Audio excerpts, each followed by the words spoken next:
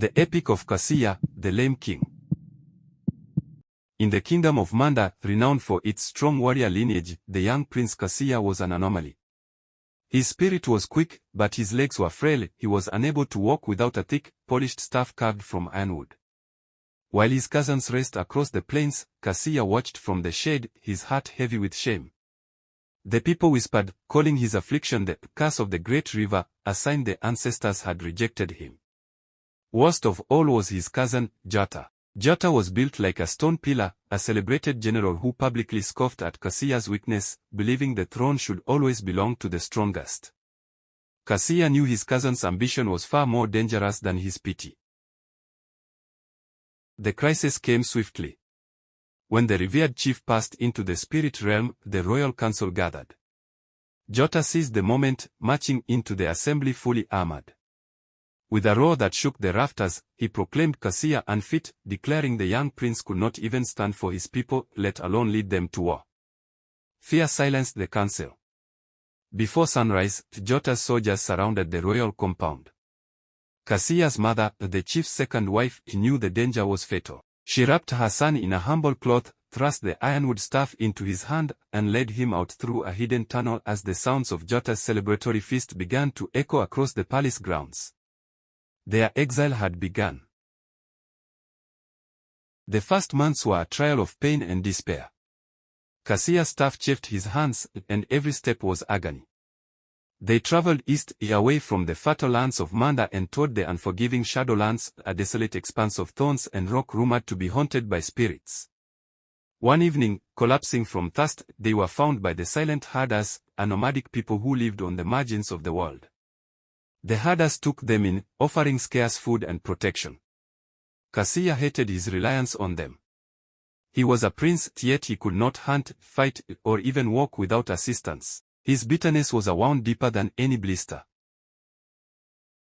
Kasiya spent his days watching the herders move, their silence unnerving. One afternoon, while sharpening his one staff, the herder elder, a woman named Anasa, approached him. She saw the despair in his eyes, but also the fire of his lineage. Anasa reached out and traced a mark on Kasiya's wrist, the faint, star-shaped royal scar given to the first king of Manda. Your weakness is a lesson, not a curse, she murmured. The first king, he who unified Manda, was also broken, though not in body. He needed the spear of the first son to restore his spirit. It waits for you now, Kasiya, where the river meets the mountain. The journey was short but treacherous. Anasa led Kasiya to a deep gorge where the great river began its descent, crashing down a sheer rock face into a pool of icy, churning water. The spear is beneath the falls, Anasa instructed. Only one who knows the meaning of true burden may touch it. Kasiya hesitated, staring at the freezing water and the raging, blinding spray. The sheer physical challenge was immense. He knew he could not swim against the powerful current. Taking a deep breath, he dropped his ironwood staff. He had to face this trial with only his flawed body. This was not a test of strength, but a test of unyielding will. Kasiya plunged into the freezing pool. The cold shock stole his breath, and the current battered him against the slick rocks. He swam and crawled toward the base of the waterfall, driven only by the prophecy. His lungs screamed as he descended into the dark water beneath the cascade. His fingers finally grazed a cold, metallic shaft, heavy with river silt. With a final, desperate pull, he brought the spear of the first son to the surface. It was not a gleaming, magnificent weapon, but an ancient, simple bronze spike. As he grasped it, a vision flooded his mind, not of battle, but of his ancestors in council, speaking of justice and balance. The spear was a symbol of lineage and spiritual wisdom, not a magic cure for his legs. Years passed quickly in the Shadowlands. Kasiya never regained the use of his legs, but he mastered his mind and the lore of the ancestral spear. He studied the stars, the movements of the herds, and the subtle shifts in the wind. Meanwhile, travelers brought terrible news of Manda. The usurper Jota ruled by fear, draining the kingdom's wealth to fund pointless border wars. The once united clans were fractured, oppressed by crippling taxes and Jota's tyrannical generals. The people longed for the wisdom and peace of the old ways. Kasiya knew the time was right. He had the right, the knowledge, and the symbol. His physical weakness had become a profound, empathetic strength. Kasiya and a handful of loyal herders and his mother began the long return. They traveled under the cover of the new moon, avoiding Jota's patrols. As they drew near to Manda, Kasiya saw the devastation firsthand, fields neglected, markets bare, and the faces of the people etched with fear. They slipped into the city and found refuge with a few trusted former servants. Kasiya met with secret emissaries from the disillusioned northern and western clans.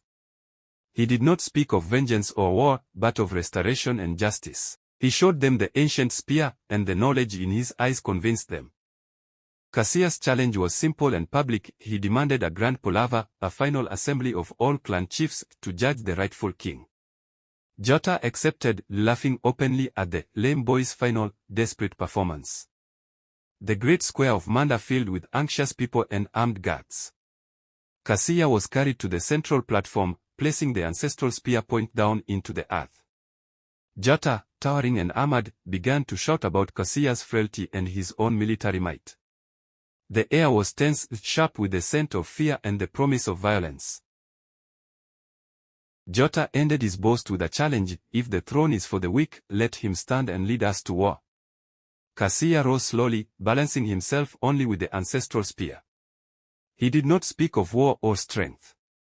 Instead, he recited the names of the dead from Jota's campaigns and described the hunger in the villages with the intimate detail of a true leader. He spoke of the ancient promise of unity and shared prosperity. When Kasiya finished, the spear glowed faintly with reflected sunlight. One by one, the clan chiefs stepped forward, laying their staffs at Kasiya's feet. Jota, abandoned and defeated by the force of truth, dropped his sword. Kasiya, the lame king, had taken his throne, proving that the deepest strength is found in a wise mind and a united heart. The coronation was shadowed by the question of Jota's fate. The warrior clans demanded his execution, blood for blood, the ancient custom. Kasiya sat on the temporary throne, the weight of the spear heavy in his hand. He looked at his defeated cousin, whose pride was now shattered. Jota, Kasiya said, his voice carrying clearly, you sought strength through destruction. Now you must learn humility through barrenness. Kasiya refused the axe. Instead, he stripped Jota of his armor, title, and wealth, and banished him, not to prison, but to the desolate Shadowlands, the very place where Kasiya found his spirit. This act of mercy and poetic justice shocked the court, establishing Kasiya's reign as one guided by transformation, not vengeance. Kasiya knew the kingdom was starving, not for war, but for water. Using the knowledge he gained from the silent herders about resource management and the subtle flow of groundwater, Kasiya's first royal decree was not to levy taxes, but to dig. He personally oversaw the engineers, guiding them to channels the usurper had ignored. They diverted mountain melt into new reservoirs and dug deep wells in the neglected northern and western lands, the homelands of the clan chiefs who had abandoned Jota. By sharing water equally and transparently, Kasiya healed the land and cemented the loyalty of the formerly fractured clans. The spear of the first son was now pointed at the earth, a tool of creation rather than conflict. In his final act to seal his legacy, Kasiya commanded the royal artisan to fashion him a new, permanent throne. It was not made of the gold or ivory expected of royalty. Instead, it was crafted from the thick, unyielding ironwood of his original walking staff, leaving the grain rough and visible. He renamed his kingdom Mandya Shuja, Manda of Resilience. Kasiya sat upon his modest throne, forever reminding his people that true resilience is not the absence of weakness, but the refusal to be defined by it. And so, the era of Kasiya, the lame king, began, a time of peace, prosperity, and the quiet, enduring strength that comes from a united heart.